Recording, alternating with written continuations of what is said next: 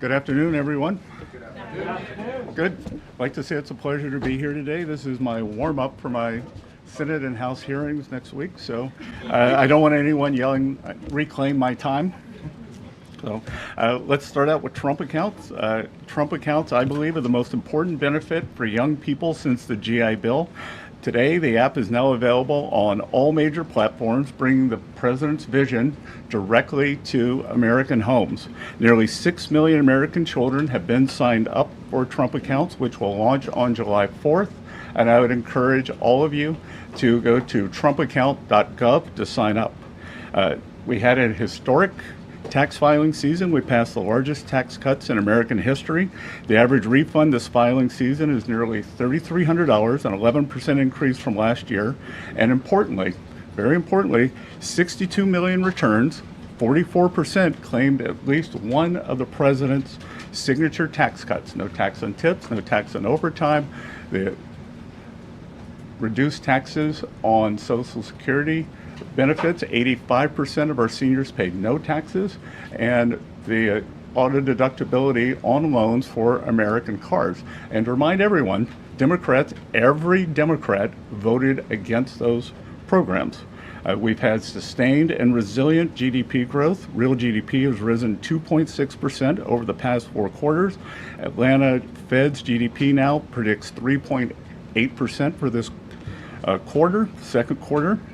The U.S. energy dominance, part of our resilience stems from our energy dominance. Natural gas is down, is my belief, and the futures market is showing us oil will be lower than pre-conflict levels. We are more resilient to energy price fluctuations due to President Trump's energy dominance and deregulatory agenda. The United States is now the world's largest energy exporter. The United States has never exported so much energy or produced so much energy. Main Street prosperity, the average 401k is up almost $30,000 since President Trump's inauguration. President Trump RX has already saved Americans over $600 million. I'm sure all of you will want to report on that. And the unemployment rate remains low at 4.3%. So with that, I'm happy to ask questions. I will mention 3 weeks ago, I got an honorary degree from the University of South Carolina, so if you really want to get a question, you can call me Dr. Besson. So, I want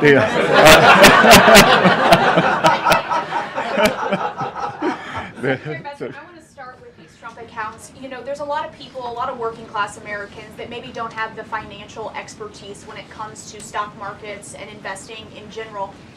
In what ways are you guys simplifying this for all those Americans so that it's not just for one class of people, but all Americans can have it? Well, that's a great question, because 38% of Americans have no exposure to equities. They don't share in the great innovation, the machine that is the American economy, our great capital markets, which drives our prosperity. So if your child is born during President Trump's administration, Treasury puts in $1,000 as a seed investment. We've also created 6 learning pods, so you can go online to the app that went up today and learn. And I think that this is going to be, I've been a big proponent of financial literacy, and I think this is going to be one of the greatest real-time financial literacy educations in history, because it won't be, there's a street in New York called Wall Street. This is what I don't really understand what happens there. American family is going to be able to look on their phone every day and see, and I think it's going to drive people to try to understand what they've got here. I think we're going to create a generation of shareholders. So Ed? Thank you, Mr. Secretary. I guess first, well, we're starting to see this disruption of the oil supply and through the Strait of Hormuz affect economic data. First, is there a deal on the table for a 60-day ceasefire to continue that? And then second, how fast could inflation then recede or retreat, or is inflation sticky? Because the PCE was at a 3-year high. Well, First of all, PCE today, month over month, was 0.2, which was, we're looking at decimal points, but the estimate was 0.3. So 1 month doesn't a trend make. And what we've seen is actually oil prices are down about 10% in May. There are almost 2,000 ships waiting to come out of the Gulf.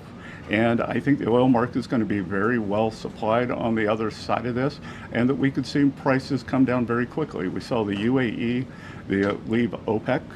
So I would expect on the other side of this that gasoline prices will follow. Is there an agreement on the table? Sorry? Is there an agreement with Iran on the table? The teams have been going back and forth. And President Trump has made it very clear, he talked about it at the cabinet meeting, that he has several red lines. And Iran has to turn over their highly enriched uranium. They cannot pursue a nuclear weapon. And the Strait of Hormuz, back to your question on energy, has to free transit. Navigation of the seas has to be free and open as it was before. So he's not going to take a bad deal. He's going to make a great deal for the American people. So, Peter. Thank you, Dr. Besson. Yep. How long until we see your signature next to President Trump's face on a $250 bill? Well, again, as Treasury Secretary, I have 2 mandates for U.S. currency. At present, no living person can be on U.S. currency, and the currency must say, "In God we trust." So right now there is proposed legislation in front of the House, in front of the Senate, to change the first requirement so that a living person, Donald J. Trump, could be on a $250 bill. So it's all in the hands of the, it's all up on Capitol Hill. So at Treasury, we prepare things in advance. So we have prepared in advance that if the legislation is passed, but we will stick to the law. And something that came up yesterday also at the cabinet meeting, President Trump said, Oman will behave just like everybody else, or we will have to blow them up.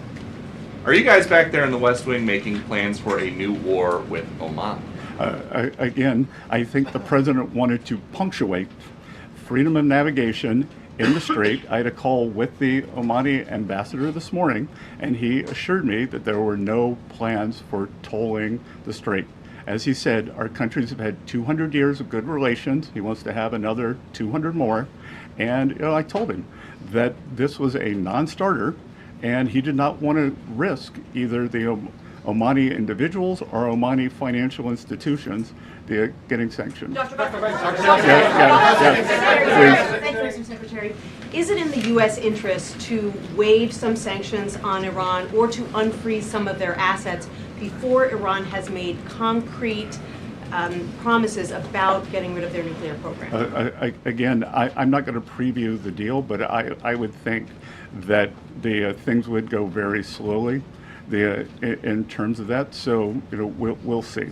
Dr. Besson. Just to follow up on that, because it's our understanding that the U.S. has committed to discussing the matter of sanctions relief during this negotiation period. So just to be clear, is sanctions relief for Iran on the table? Again, it is a multifaceted agreement, and nothing is going to be on the table until we see the Strait of Hormuz open and the Iranians agree that they have to turn over the highly enriched uranium and that they can't have a nuclear program. And to be clear here, that this administration, President Trump, has done something that no other administration has been able to do.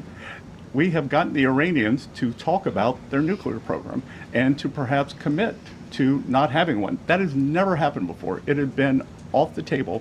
So I think when you look at the results of the kinetic action of our economic pressure, it has worked to bring them to the table and have a discussion on this. But it's Thank you, Mr. Secretary. I just want to follow up. You said that the teams have been going back and forth, but can you confirm whether or not a tentative agreement has been reached in these negotiations with Iran? Again, everything depends on what the president wants to do, and President Trump is not going to make a bad deal for the American people, for the U.S., and he was very clear at the cabinet meeting on yesterday what he wants.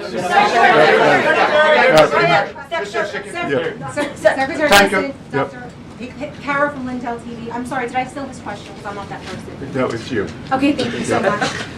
Thank you for taking my question, Kara from Lindell TV.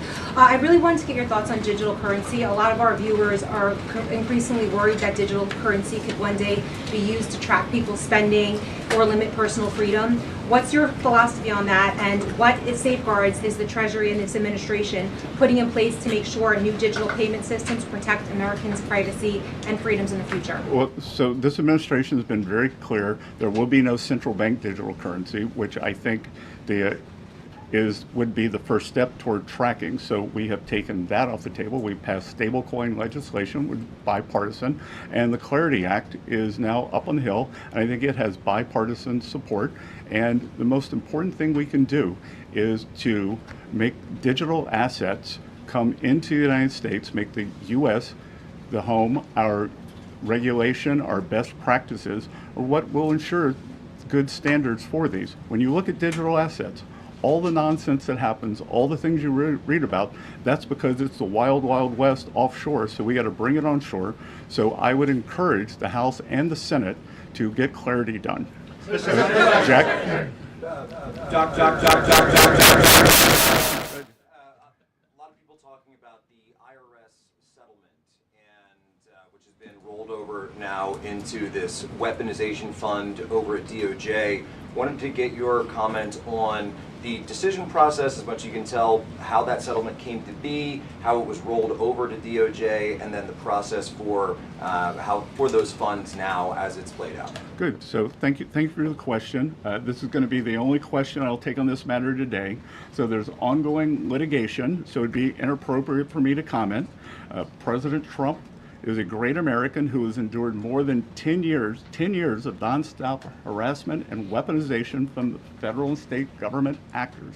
A bad actor at the IRS leaked more than 400,000 tax returns, including the Trump family, all the employees, and that's how we got here now. No American should be targeted for political reasons, and every citizen deserves fair treatment and full protection of the law. The Department of Justice represented Treasury and the IRS in this matter, and I'm going to have to refer any questions to Acting Attorney General Todd Blanche. So. Thanks. So President Trump has said that we can expect interest rates to come down very quickly. A number of times he did that last week. But the market at the moment probably does not expect any rate cuts this year.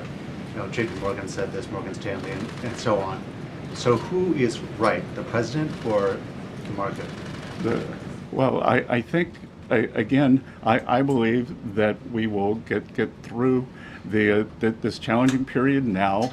On higher prices. On the other side of this, I've said publicly that I think we'll be back to substantial disinflation. But most importantly, I think we've got the Warsh Fed now. It's a new day at the Fed. The Treasury Secretary and the Fed Chair have lunch or breakfast every week. I had my first breakfast with Chair Warsh this morning, and I believe that he will do the right thing to balance inflation and growth. Thank you, Secretary Bessent. I hope you were calling on me. Yes. So I'd like to ask you if you could provide a little more detail on what you're doing to shut down Iran's airlines, and also on sanctions relief. A senior administration official briefed reporters over the weekend that sanctions relief will be commensurate with nuclear concessions. But at some point, if the enriched uranium is given up, should we expect pallets of cash to be flown to Iran? Could you describe how that looks? Well, a couple of things. On the airlines, one thing that we're not going to do is restrict movement for religious reasons. So Iranians who want to make the pilgrimage to Mecca or Medina will be allowed. We will also allow valid humanitarian reasons. But the other thing we can do is that when these airlines fly, they have to be refueled. They sell tickets. They pay landing fees. Anyone who accepts those, we will sanction. So they should be very clear that the state-owned Iranian airlines, they are outlaws and cannot do this. Secretary. So, you're the White House briefer today. I know you've been asked this already, but I'm wondering if you can just confirm on the record that there is a tentative deal that has been agreed for a 60-day extension of the ceasefire and then a continuation of nuclear talks. Again, it's always a mistake to get out ahead of the president, so it is all going to be the president's decision. I think that we can see that the president very clearly stated his three: the open the strait, highly enriched uranium, no nuclear program. So are those things part of the temporary deal right now, sir? Are those three aspects that you just outlined part of the temporary deal that has been agreed?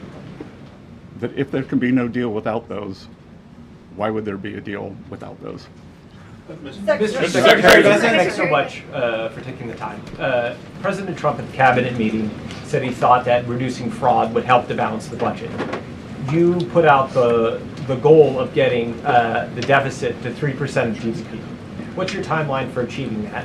And how do you think what can you say to make the markets, given where rates are, like kind of process kind of what your plan and agenda is? Well, the GAO numbers, not my numbers, believe that there's about $500 billion a year of fraud. So could we very quickly get $250 billion of that? The budget deficit is approximately $1.8 trillion. So that would reduce the deficit substantially.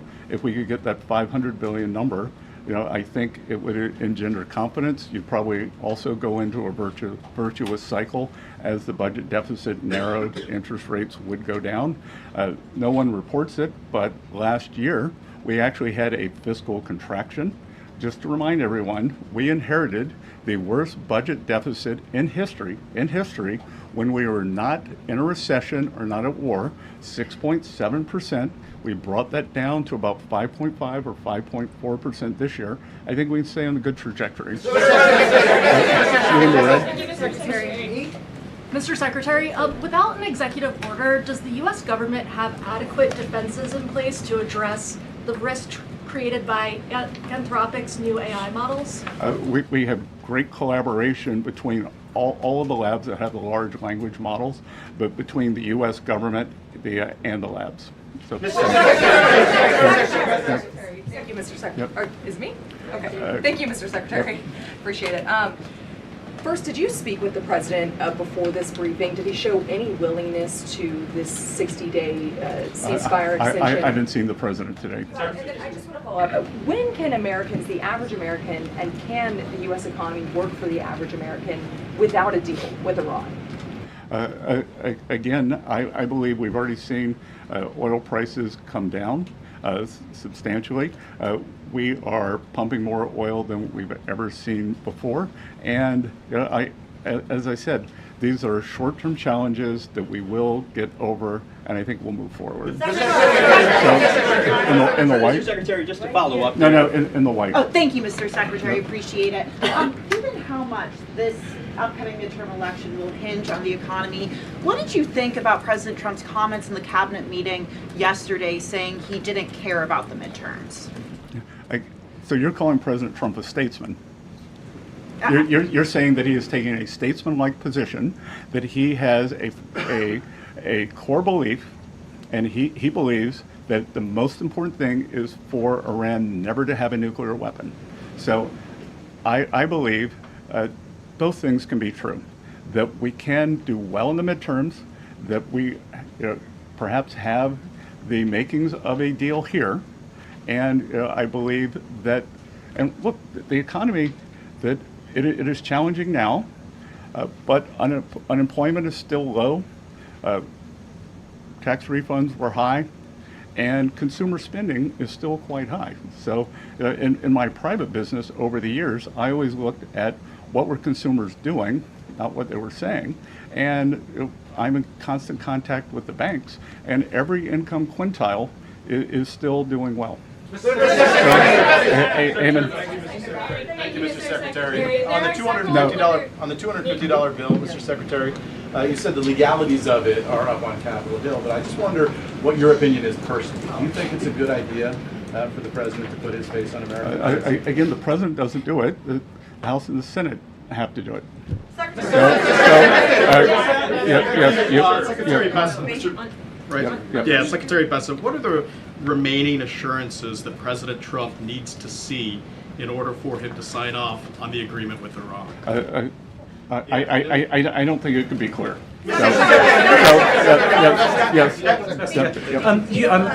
following in the footsteps at the podium there of Secretary Rubio and Vice President Vance. There's been quite a lot of talk about their possible presidential ambitions. Does your presence here today indicate that we might see you running in 2020? No, I think it just means they've run out of things on the food chain.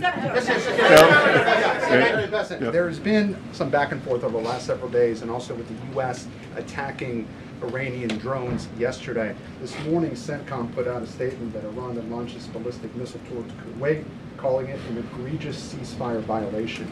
How can the administration still argue that a ceasefire is in effect? Again, with the Iranian government, we did not have regime change, but we changed the regime. As President Trump said at the cabinet meeting, as we've said other times, the first layer of leadership was eliminated, the second layer, and we're now at the third layer. And the way to think about it is the Iranian government, such as it is three pillars. It is the elected government, it is the IRGC, and it is the clerics. And they are having trouble communicating. So we are being patient. We do not have unlimited patience. President Trump always prefers a peace deal. So everything we have done thus far has been defensive, and at present, that is what we will continue doing. But if President Trump doesn't think he can get a peace deal, then kinetic is back. Thank you, Mr. Secretary. Are you hopeful that the oil prices will go down once this conflict is over, given the fact that the Strait of Hormuz remain closed, and by the time this oil gets to the major markets, could be 2 or 3 months? Again, we see that the market, I believe, is very well supplied right now. The market seems to be going into balance for itself. So I think that as the strait opens up, we're going to see this burst of ships come out. So we may actually see how quickly can it be refined, how quickly can it get to its destination. Thank you so much, Alina Shirazi from the Daily Mail. You wrote resilience on your cabinet note meetings. Several times the photographer zoomed into it. Are you trying to keep the president calm? Are you trying to keep yourself calm? Why did you write all those notes? So people could look over my shoulder, photograph them, and think they got a scoop. So, Is the United States considering a reconstruction program for Iran if a deal is signed? Again, I think we got to get to the deal before we get to the other side. Before we get to the you in the pink. In the red? No, in the pink. In the pink, thank you. Cristina Londoño with Telemundo Network. Mr. Secretary, how effective do you believe the current Treasury restrictions have been in pressuring the Cuban government? And also, if you're in the room when those talks are being held, are there any plans to either tighten the sanctions or to ease the sanctions against the Cuban government to get some type of change? Again, that's going to be up to the Cuban government. That they can go up, they can go down. That we've tried to get humanitarian aid in, and the regime rejected it. So because they wanted to go through their corrupt system. So they could go up, they could go down. It's carrot and stick. Secretary Rubio doing a fantastic job of managing this process, and we at Treasury are working with him. So, in the red.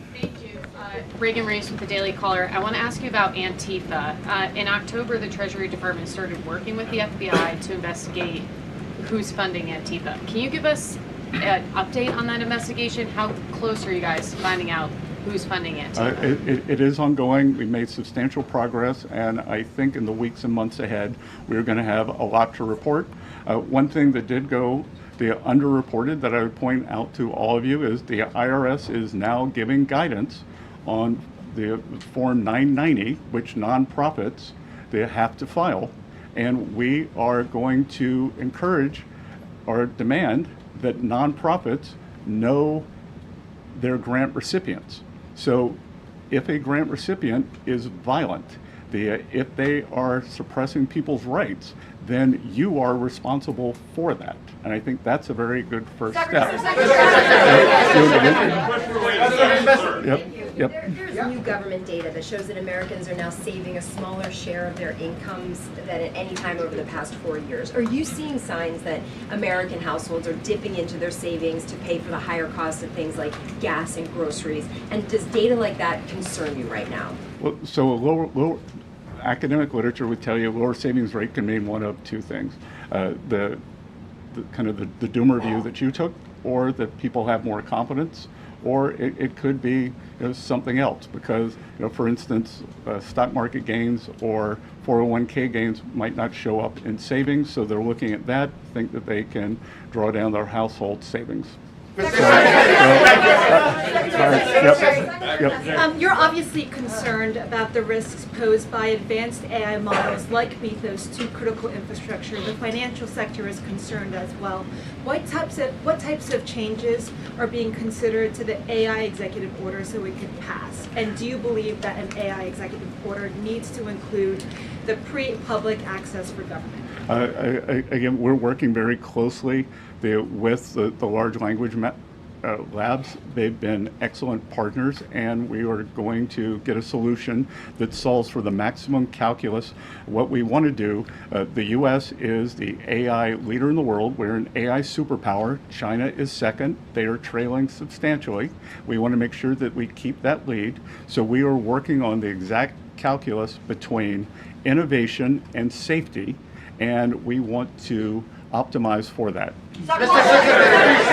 So you in the glasses. Thank you, Mr. Secretary. In the glasses. Thank you very much. No, you don't have glasses on. You in the glasses. Thank you for taking my question. There was a report this morning that Justice Alito's son is working in your department. Can you confirm that that's the case? And if so, do you believe that that means that he should be, that the justice should recuse himself from cases that involve your department? I am sure that Mr. Alito follows all legal and ethical guidelines, and I can assure you that at Treasury we follow all the legal and ethical guidelines. Thank you, Mr. Secretary. I have two questions for you, but just to follow what you said about the well, you didn't call me doctor, so I only get one. Well, I'll shoot for two. You said that it's up to Congress. The president's face is on a $250 bill, but it is actually the Washington Post that's reporting two political appointees from the Treasury Department who have asked agencies to be ready to do that. Do you think politically it's a good idea to put his face on a $250 bill when people are struggling to afford gas and groceries? I don't really understand this Washington Post article. That who hears from the Post? Yep. Terribly written, terribly edited. Because basically what it says is that Treasury is following the law, and that we've created the bill, and that it's up to Congress, but that we follow the bill and it's up to. I didn't really understand what the story was. So, but anyway. Appointees aren't involved in that, two of your political appointees? Yeah, of course, but we prepare for everything if it gets passed. Just like we were ready 6 months in advance for the one big beautiful bill for tax guidance. So we have to prepare in advance. You can't draw something up the day before. Politically, do you think it's a good idea though when people are struggling to afford gas and groceries? Look, I think it has. I think that it's bifurcated. Do you think we should have a 250th anniversary, the celebration? Well, that's happening anyway. But putting the president's face on a $250 bill is a choice. But Caitlin, it's not happening anyway. It's happening because it's being funded by private citizens, by the federal government, by state governments, by municipal governments to celebrate our country. And I don't think that there's anything untoward about having the President of the United States, the person who was President of the United States, on the 250th anniversary bill. On Russia sanctions, what you just commented on there, Mr. Secretary, about the $1.8 billion fund. Is it accurate that the General Counsel of the Treasury Department resigned over that? I will not be taking any other questions. I will not be taking any other questions. Wall Street over here. So, Sanctions, sir, given the scale of the assault from Russia on Kyiv in recent days and the fact that diplomacy seems to have settled down, there is no diplomatic talks happening right now between Russia, Ukraine, or the U.S. What about sanctions? Is the U.S. considering sanctions on Russia at this time? Well, the U.S., this administration has put the hardest sanctions on Russia of any country. So let's review how the sanctions regime has gone since the Russian action on Ukraine. Biden administration put on what I would call mild sanctions because they were worried about gasoline prices going up into an election. It would be an unstatesmanlike sanctions. Probably the worst national security advisor in the history of the country, Jake Sullivan, in an act of bravery on his way out the door in January, raised the sanction level on behalf of the Trump administration. We let those in situ when we took office. Fast forward to October, and President Trump instructed me to sanction the two largest Russian oil companies, Lukoil and Rosneft, which we did. No other government has done that. So no one has done more sanctions than the Trump administration on Russian oil.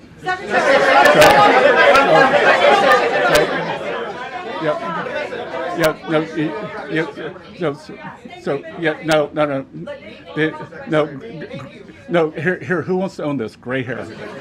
No, gray hair. No, you don't have gray hair. Well, maybe you do. Yeah. When you had breakfast this morning with Fed Chair, did you request that the Fed lower interest rates? I had breakfast with Chair Powell 41 times, and I never did that.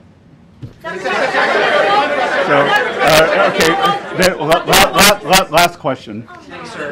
Governor Gavin Newsom has floated this idea of a 100% state tax on Californians who receive money from President Trump's anti-weaponization fund. Your response to the governor's call for 100% tax? There's no cure for stupid. Okay. Thank you all.